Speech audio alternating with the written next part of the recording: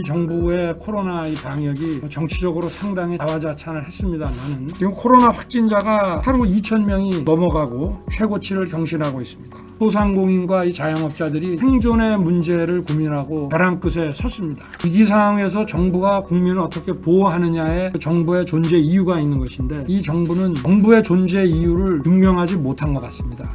여러분들 다 아시겠지만 이 정부의 코로나 이 방역이 정치적으로 상당히 자화자찬을 했습니다만은 작년 2월에도 그 코로나 사태에 대해서 대통령의 그 머지않아 종식될 것이다 라고 했다가 바로 그 1차 대유행이 시작이 됐습니다. 또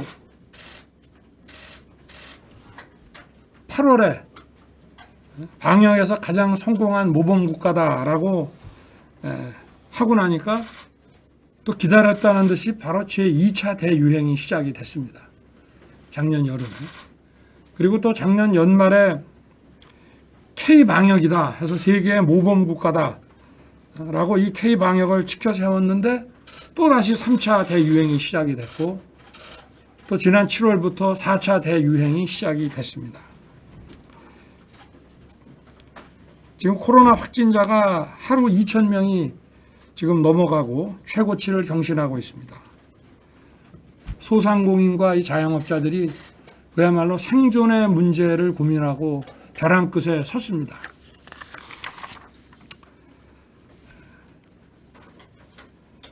지금 보도에 따르면 이 백신 접종률이 OECD 38개 회원국에서 최하위 수준이고 지금 공급 차질로 이 접종 계획이 계속 지금 연기되고 불안정한 이런 상황입니다.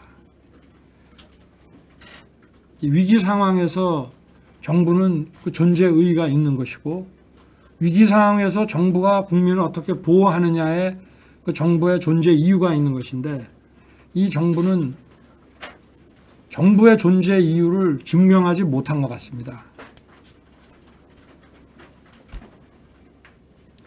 또 이 코로나 방역 실패가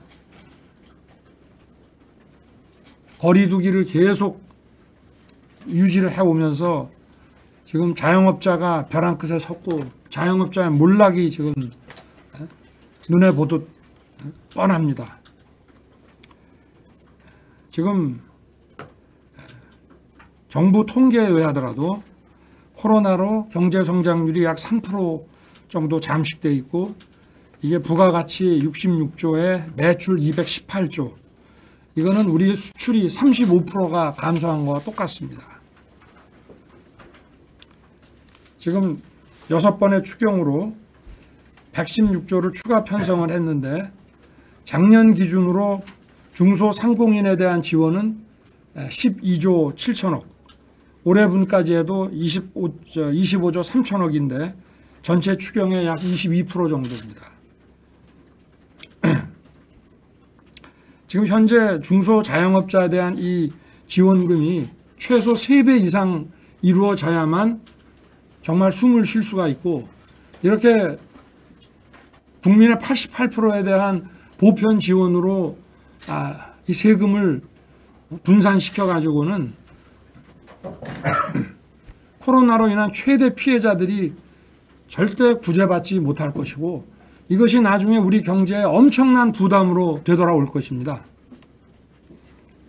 그래서 저도 여러 차례에 걸쳐서 얘기를 했습니다만은 실제 피해에 비례해서 피해를 본 사람에게 이 지원금이라는 것이 집중적으로 지원되지 않으면 결국은 나중에 그 피해가 되돌아와서 이 부담이 국민 전체에게 고스란히 귀속될 것이라고 저는 보고 있습니다. 지금 해외에서 들여오기로 한 지금 백신도 지금 인도가 지금 지연돼 가지고 백신 지금 수급객에 차질이 빚어지고 접종이 계획된 사람들의 그 접종 기일이 계속 지금 늦춰지고 있습니다. 거기에다가 지금 델타 변이 때문에 백신 그 접종을 다 맞춰가지고 인구의 한 70% 정도가 백신 접종이 완료되면 이제 어떤 집단 면역이 생긴다고 하는데, 이 백신 접종이라든가 집단 면역보다 델타 변이가 더 빠른 속도로 가고 있기 때문에 심각한 문제를 지금 초래하고 있고, 지금 국내에서 뭐 SK 바이오 등이 지금 백신 개발을 하고 있는데, 이 정부가 그야말로 전문가 지원단을 신속히 꾸려가지고 국내 그 백신 그 개발 회사들이 신속하게 이 백신을 개발하고 이 식약청의 그 3상 그 검증까지 신속하게 마무리해서 국민들에게 이게 공급될 수 있도록 최선을 다해야 될 것이라고 생각합니다. 오늘 그 우리 전문가 우리 교수님과 우리 원장님을 이렇게 모시고 오늘 코로나 방역에 대해서 이런 저희들이 좋은 말씀을 듣는 이런 시간을 마련한 것은 지금 이 국민들의 건강과 또 우리 경제가 지금 코로나로 인해서 절체절명의 시기에 있기 때문에